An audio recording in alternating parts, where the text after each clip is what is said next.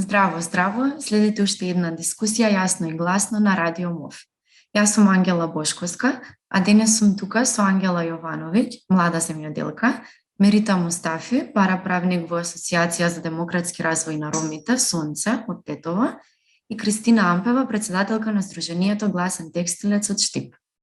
Во пресрет на утрешниот меѓународен ден за економска, политичка и општествена борба за равноправност на жените, 8 март, во главниот град ќе се организира марш под мотото „Ќе преживеат ли жените овде?“ Во најавата за маршот се отвараат и прашањата дали ќе го преживеам ова возење со такси, дали ќе го преживеам овој месец, дали ќе го преживеам породувањето. Оттаму, дел од нашата дискусија денес ќе бидат и прашањата за породилното отсуство на земјоделките, почитувањето на женските работнички права, како и можностите за образование на ромките. Јас ќе започнам со Ангела Јовановиќ. Минатиот месец Министерството за земјоделство, шумарство и водостопанство донесе програма за обезбедување социјална сигурност на жените земјоделки. Со оваа програма всушност се предвидува жените земјоделки во период од 9 месеци да добиваат по 9.000 денари. Дали според вас ова ги задоволува барањата на жените земјоделки кај нас или сепак ќе има потреба од законски измени, односно измени во Законот за здравствено осигурување? Со оглед на тоа што никогаш до сега жените земјоделки немале можност да користат породилно отсуство, односно платено породилно отсуство, ова мислам дека е многу добра мерка која што сите институции и организации се залага за да се донесе оваа одлука. И ова никогаш претходно во државата во историјата на Македонија не се случило и затоа мислам дека со ова се дава акцент на руралните жени да имаат право на платено мајчинство и исто како секоја работничка во државата. А во однос на Законот за здравствено осигурување, бидејќи претходните барања беа измени, дали сметате дека ова може да биде трајно решение или е потребно нешто повеќе? Мислам дека може да биде трајно решение за жените земјоделки, затоа што знам дека многу имаше лобирање од страна на Националната федерација на фармери и од сите институции, Министерството и сите заедно мислам дека донесува правилна одлука за ова да може да го користат жените земјоделки за платено мајчинско отсуство. Добра. Мета, вас ќе ве прашам, последното истражување на Сдруженијето ЕСЕ за еманципација, солидарност и еднаквост на жените покажува дека во градовите Шуто Оризари, Куманово, општина Шуто Оризари, Куманово, Делчево и Виница, 35% од жените ромки не одат на гинеколошки преглед, дури кога имаат потреба на тоа, додека 40% од нив не можат да се го дозволат тоа. Истражувањето е спроведено во периодот од септември до ноември 2022 година. Каква е ситуацијата со гинеколошките прегледи во Тетово? Колку е тоа достапно за ромките во Тетово? Најпрво да ви се заблагодарам денес што добивме покана да земеме учество. Секако истражувањето направено од страна на ЕСЕ и неколкуте организации кои што и имаме заедничка соработка со нив и во поголемиот дел и сме партнери. Како и што самото истражување покажало дека 35% од жените ромки не одат во гинеколог. Слична е ситуацијата и кај ромската заедница, односно кај жените ромки во Тетово. Поголемиот дел од нив имаат недоверба или пак стравуваат кога одат на гинеколог дека ќе бидат препратени или ќе бидат отфрлени од лошиот пристап на здравствените работници, односно на гинеколозите или медицинските сестри во самите јавни установи. Нели, како што и самата споменавте, работам како параправник веќе години назад, односно нашата цел е да ги советуваме и информираме за нивните права од област на здравствена и социјална заштита. Со оглед на тоа, значи, вложуваме максимален труд, јас и моите колеги, да им кажеме дека всушност здравствените услуги им се бесплатни и дека гинеколошките прегледи се и текако морални, за да всушност треба еднаш во годината, нели, да се обратат и да извршат преглед кој што ќе им биде и од корис и од значајност за нивниот живот и воопшто генерално за нивното здравје. Така. Кристина, вие доаѓате од текстилната индустрија. Каква е состојбата таму во моментов со родовиот јас? Колку имаме повеќе мажи на функција наспроти жени кои се работнички? Како изгледа сликата? Првен да ви се заблагодарам на поканата и во пресрет на празникот да им посекам на сите жени среќен 8 март, да се бориме погласно за собствените права и да не ги губиме оние кои што некои крваво со животи се избориле во минатото за сега да имаме право на глас и слично. Со молчење, мислам дека само ќе се уназадуваме и ќе губиме права кои што сме ги добиле. Во однос на текстилните работнички, да, Гласот Текстилец во 2017 започна како Здружение за текстилни, кожарски, чеварски работници, но како се ширеше се повеќе и повеќе работници од целиот приватен сектор, па дури од јавна администрација бараат, нели, правна помош од нашето здружение. Каква е состојбата? Како што кажам, губиме право. Посебно од корона пандемијата па наваму. Иако наведум ќе слушнете дека имаме многу заложби од страна на надлежни институции, власти, министерства, дека се бориме за правата на жените и слично, сметам дека тоа е само некоја реторика, дека суштински не се бориме, туку само глумиме, така да да, раководни функции и сето тоа во ред мажите знаеме дека го имаат, меѓутоа не е само тоа најголемиот проблем, бидејќи вие ќе слушнете се уште за жени кои што им е откажан договорот за вработување или се отпуштени од почудни околности од работа, кога работодавачот ќе дознае дека се прегнат. Дополнително, она што го спомна и корешката од Сонце, бидејќи знам за организацијата ЕС исто соработуваме, кој ќе видите дека во 21 век Министерството за здравство крати програми кои што се за мајки и деца, кои што повторно ќе удрат на жените, кои ќе видиме дека се кратени програми од Министерство за здравство за ранлива категорија на граѓани. Повторно ќе речем претежно жени. Овде и ромки, овде и работнички од приватен сектор кои што не по нивна вина остануваат без здравствено, социјално, платени придоноси и слично. И ќе се враќаме во кој век со тоа што нема да имаме право да се породуваме во јавното здравство, кое што сите го плаќаме, а по устав сме социјална држава. Така да, ја повторно потврдувам со неколку примери дека ние само се декларираме како социјална држава по устав, за жал одамна не сме, а и она реторика на политички партии, на синдикати, веќе не знам што, е само онак, еве се борим. На дело нема ништо, верувајте ми, тоа ќе се види секаде на терен. Дополнително и случајот со 69 текстилни работнички што имавте можност како јавност и како медиуми да слушнете и да го споделите. И благодарност за поддршката од сите, каде што судот е тај, иако на работничките им се должат 3 плати придонеси, повторно станува збор, нели, за здравствени, социјални права, пензиски права и слично, меѓутоа е екзистенционално прашање.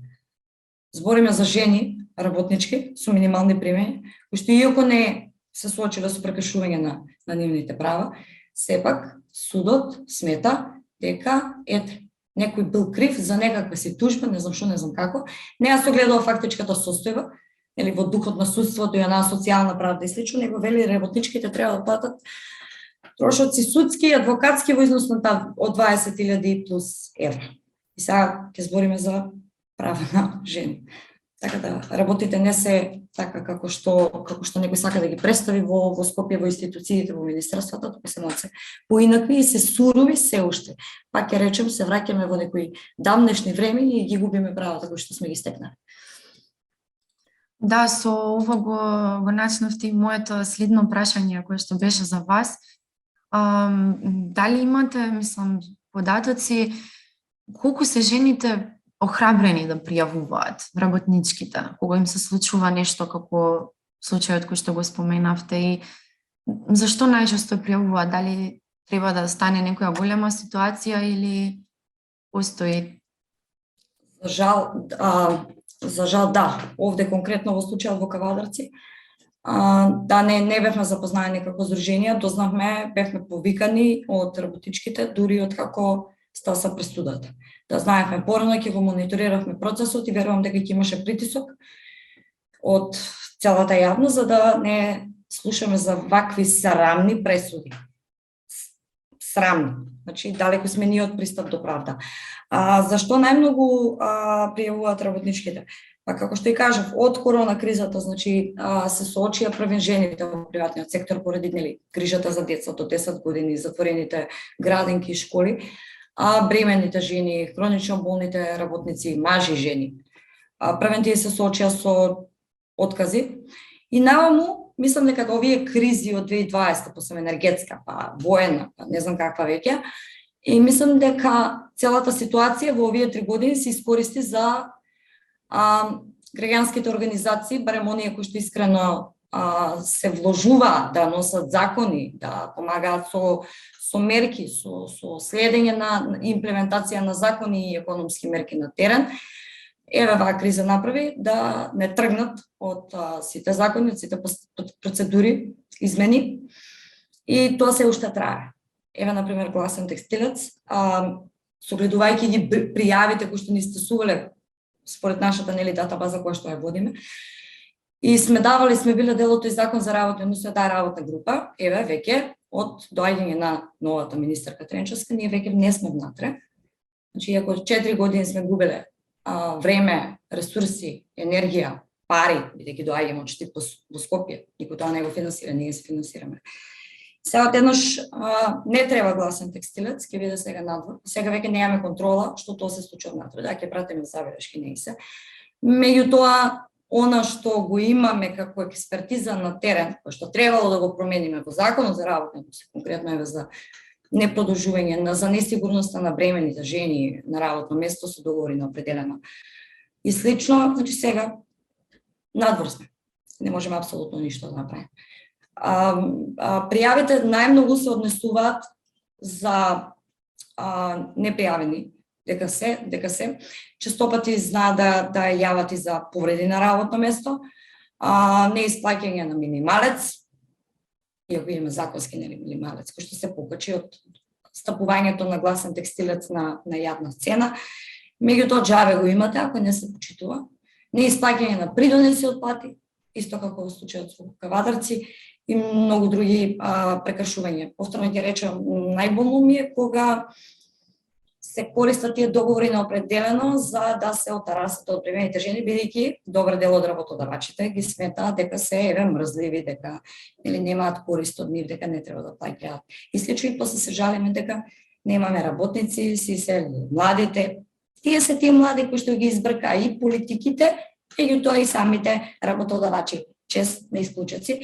И сега ќе збориме за увоз на работници. Па не знам што мислам дека еве и да увеземе работници, ние нашите ги избркаме, зашто би ги задржале тие кои што ќе дојдат. Многу нелогичности, меѓутоа пак ќе речам, до 2020 со вклученоста на граѓанските организации внатре во носењето на одлуки, ситуацијата можеше да се контролира и да се превенират поголеми штети. Сега веќе отидаме надвор од контрола и за жал ќе доаѓаме до вакви случаи кои ќе се јавиме прекасно за да помогнеме било што.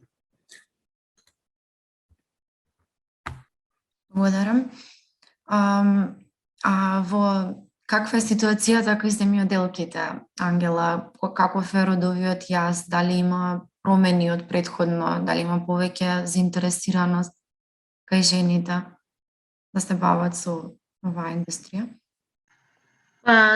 Искрено нема многу заинтересираност, затоа што многу изгубија надеж, нели, и волја жените, затоа што нели, како што напоменав, до сега никогаш не имале право да користат, нели, породилно отсуство и слично. И затоа јас лично познавам многу жени кои што претходно, нели, родиле дете, а биле зарегистрирани индивидуални земјоделки и не можеле да искористат платено мајчинство. И затоа има многу жени кои што се откажале од оваа дејност, но се надевам дека еве со оваа промена дека ќе има многу повеќе кои што би сакале, нели, да го работат тоа и дека има надеж. Значи има пат на бројот. Сушто. Да. Кои други проблеми или предизвици, со кои други предизвици се соочуваат земјоделките наспроти жените кои што не се од таа индустрија, што работат нешто друго? Секогаш имам подолба, нели, во работата. Например, жената не може тоа, жената не може ова, исто така жената од овој сектор, нели, постојано по цел ден е на нива и слично, дома се грижи за семејството, нели, таа што е неплатена работа, за децата, за стари лица исто, и тука се дискриминирани за тоа што тие по цел ден се, нели, работата, тоа ми е фактички како неплатена работа. Тоа како главна. Добра. Каква е состојбата со пазарот на трудот кај ромките? Колку е пристапно да се вработат и дали се соочуваат со неферодност на работното место? Колку им се почитуваат правата на ромките на работното место? Со оглед на тоа, како и кај сите останати заедници, така кај жената ромка, нели, најголемиот предизвик е да се биде прво жена, а потоа, нели, и останати предрасуди и стереотипи. Ние секогаш гордо зборуваме на тоа дека сме еднакви, дека ги уживаме истите права како по уставот, нели, и воопшто во секојдневниот живот, дека ги уживаме истите права како и останатите заедници, но за жал во голем број не се случува истото. По однос на прашањето колкава е процентуалната застапеност на жените ромки и дали се соочуваат со предизвик, нели, при вработување, генерално за општина Тетово можам да кажам дека невработеноста кај ромската заедница е за 50% поголема во однос на останатите заедници кои што живеат. Додека пак жените ромки, како што спомена и колешките Ангела и Кристина, во најголем дел и во најголем број на случаеви тие имаат онаа движечка и главна улога во семејството, да се грижат, нели, за семејството, за децата. И пропратно знаеме дека со оглед, нели, на новите законски регулативи, дека има посебна програма изработена од АВРМ, каде што всушност преку активните мерки имаат можност и жените ромки и сите останати маргинализирани групи да се вклучуваат, така да сметам дека тоа е еден нов модел и начин за подобрување на и поголема вклученост на овие маргинализирани и социјални ранливи категории. Меѓу другото, да, жените ромки имаат интерес да се вклучуваат во истите, доаѓаат кај нас, доколку нешто не им е јасно, сака да се информираат, да им помогнеме, дополнително некогаш ги придружуваме и застапуваме, но во крајен случај секогаш настанува некој проблем, по однос на тоа ќе ги нели ќе бидат вклучени, ќе бидат во самата реализација на обуките и кога ќе треба некој познат работодавач да ги вработи всушност кога ќе треба да нели да одат директно на интервју, со самото тоа што ќе дознаат дека е ромка, веднаш си наоѓаат начини да кажат дека не на директен, туку на индиректен начин, да кажат дека всушност местото е пополнето или дека дополнително доколку им треба човек за истото место или дополнително ако се отвори нов конкурс, дека истите ќе бидат повикани. Во најголем дел жените дефинитивно се соочуваат со голем предизвик и тешко е самостојно кога немате поддршка да успеете во тој процес и да се изборите онака за да стигнете до одреден статус. Во образованието бројките покажуваат раст, покажуваат дека се повеќе девојчиња ромки завршуваат средно образование, дипломираат на факултет. Како е тоа во пракса? Дали образованието, пристапот кон образованието стана полесно низ годините? Па да, со оглед на тоа дека веќе години наназад со стратегијата нели со декадата на ромите, па и сите стратегии кои што енормно се поставуваат бројки за подобра реализација и поголем ефект нели вклученост на ваквите лица, всушност покажуваат дека жените, односно девојчињата ромки се позастапени од основното до високото образование, во поголем број истите соодветно го завршуваат своето образование. За жал не можеме да се пофалиме како најмала заедница или најсиромашна заедница во нашата земја дека жените ромки се застапени во раководни функции, но сепак имаме нели девојки и ромки кои што своето образование го надоградуваат, па дури имаме на мастер, имаме докторки со кои што може да се пофалиме, но сепак станува збор за предизвик кој што е сериозен од аспект на тоа дека голем број на семејства кои што голем број на девојчиња кои што потекнуваат од патриархални семејства имаат дури проблеми да се вклучат во самото образование, нели иако знаеме дека со законската регулатива веќе години назад основното образование е задолжително, често се случуваме со проблеми при теренски посети каде што родителите стравуваат да ги пуштат, каде што всушност децата им се потребни за помош во семејството, одгледување на останатите деца. Така да сметам дека кога станува збор за што се случувало во претходните 10 години, денес таа бројка значително е променета и ние сите организации, без разлика дали ромски или неромски, работиме во поглед на подобрување на статусот на граѓаните и всушност ние сме подпомагачи. Ние гледаме на секој можен начин да придонесеме за истите да се вклучат и да се намалува всушност бројот на необразовани деца и всушност нашата цел освен вклучување во образованието е и да се намали јазот на деца кои што питачат и кои што се новици. Благодарам. Кристина, со вас претходно ги кажавме проблемите, кажавте дека правата наместо да се унапредуваат, се уназадуваат, но сепак веќе долго време се зборува за работничките права, во текстилната индустрија. Каде е најзабележлива промена? Каде имате забележано промена? Подобрување?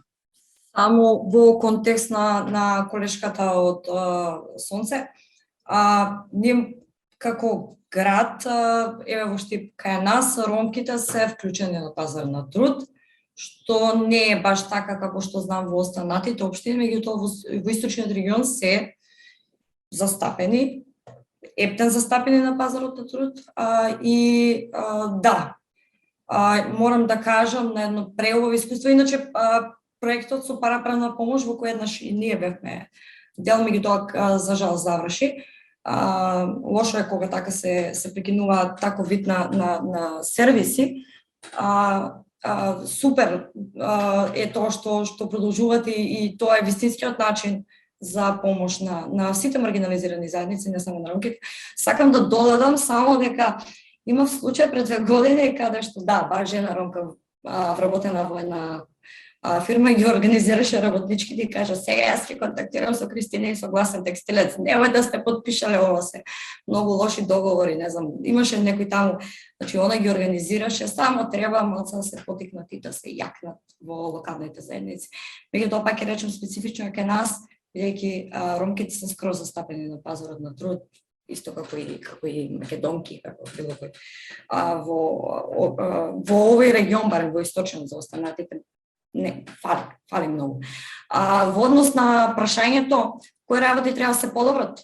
Многу работи треба да се подобрат. Треба еднаш за секогаш да сватат работодавачите, барем добар дел од нив, дека го губиме работоспособниот кадар, младите луѓе ги губиме, се иселуваат поради тоа што се научени на ваков тип на водење на бизнис од распадот на Југославија, тоест од независноста на Македонија па до ден денес.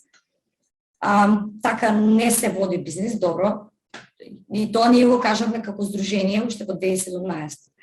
Луѓе вака текстилната индустрија и добар дел од секторите кои што имаат наистина лош углед ќе се соочат за некоја година. Тие мислеа дека имаат уште некои 15 на години, меѓутоа гледаме дека се повеќе и повеќе имаме иселување од државата.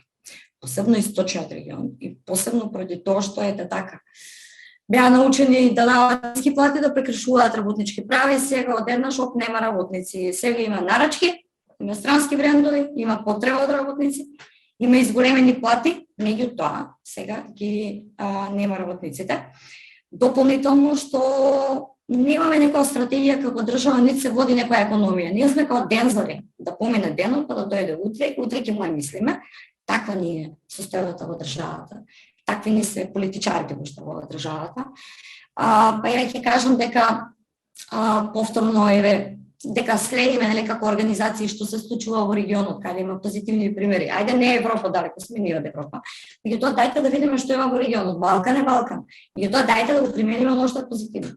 И така, кога беше за покачување на минималната плата на 18.000 денара, значи, ние кажеме, во 2017 ние лобиравме и тогаш за прв пат беше покачена плата после толку години, од 9 за текстилците, 10 за останатите, на 12.000. Тогаш беше нужно политичко покачување на минималите.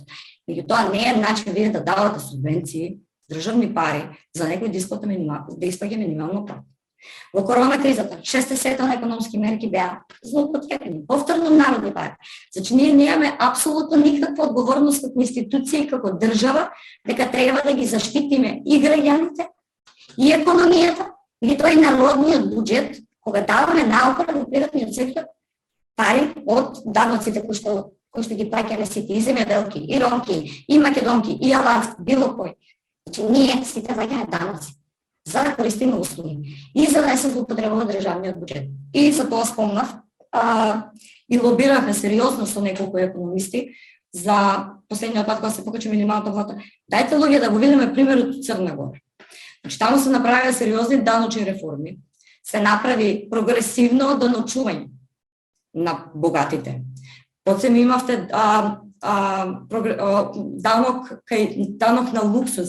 Значи се гледа, например, над 1200 евра тие што имаат приходи ќе плаќаат тој процент. Значи, ајде да не одиме подалеку. Ева Црна Гора исто како нас. Слично е. Исто има проблем со корупција, исто има проблеми со приватизации, со распад, со политичари кои што си гледале цел живот за свој џеб. Еве да го видиме тој модел. Таму исто програмата се вика Европа сега, Европа сват. Таму имаат конкретни мерки за намалување на сивата економија, зголемување на даноците на екстремно богатите. Значи, вие не можете да зимате из процент на данок и од текстилната работничка, и од ромката, и од некој што, не знам, го држи цел град со еден куп бизниси и при тоа сива економија, корупција и криминал колку сакат. Меѓутоа, така, имаме политички партии и представници во тие парламентарни домови, министерски места, кои што, кои ќе дојде пред избори, тогаш доаѓаат кај обичните смртници, кај обичните граѓани и работници, и тогаш кажуваат ние ќе правиме вака, ние ќе правиме така, и кои ќе треба да се донесат некои храбри одлуки, се со цел, нели, зголемување на стандардот на граѓаните, да не ги укинуваме програмите кои што се од нужно значење за социјално ранливи категории, тогаш олигарците не ги креираат законите и дополнително имаат поддршка од политичките партии. Она што е интересно е дека во Црна Гора за 4 месеца следејќи оваа имплементацијата на програма, тие ги ослободија од придонеси, државата ги ослободи од придонеси за здравствено осигурување, ги покриваше таа, оние кои што беа со најниски плати. Меѓутоа ја покачија платата на 400 евра, моментално и за само 3 месеца просечната плата се покачи на 750 евра. Меѓутоа, институциите сериозно се бореа против сива економија, ги оданочија богатите се зголеми буџетот на државата. И сега тие може да се пофалат со сериозен раст за кратко време. Меѓутоа, треба храброст, треба да си го сакаш народот, државата, треба да им обезбедиш на граѓаните оние услуги што ги следуваат, бидејќи плаќаме даноци сите, се трудиме да обстоиме тука, уште не сме се иселиле. Ама на крајот од денот политиките не ги креираат олигарсите, криминалци кои што ја опустошија државата, банките не ги чепкаме, големите фирми не ги чепкаме малите семејни компании, ги даночиме сиромашните на место екстремно богатите и може да видите разочарување. Искрено, јас сум разочарана од состојбата и сметам дека нема да имаме со вакво носење на политики нема да имаме уште долго време некаков просперитет. Напротив, ќе имаме иселување од сите нас. Не македонци, не албанци, апсолутно сите. Да, тоа ќе прашам што се случило тогаш со лагањето, со економистите што сте пробали и ќе прашав што очекувате во оваа 2023 да се смени. Кажавте долго време ќе треба да помине, но дали има нешто што годинава може да придвижи, да се смени? Сметам дека ако јавноста доволно прави притисок на одредени лоши политики,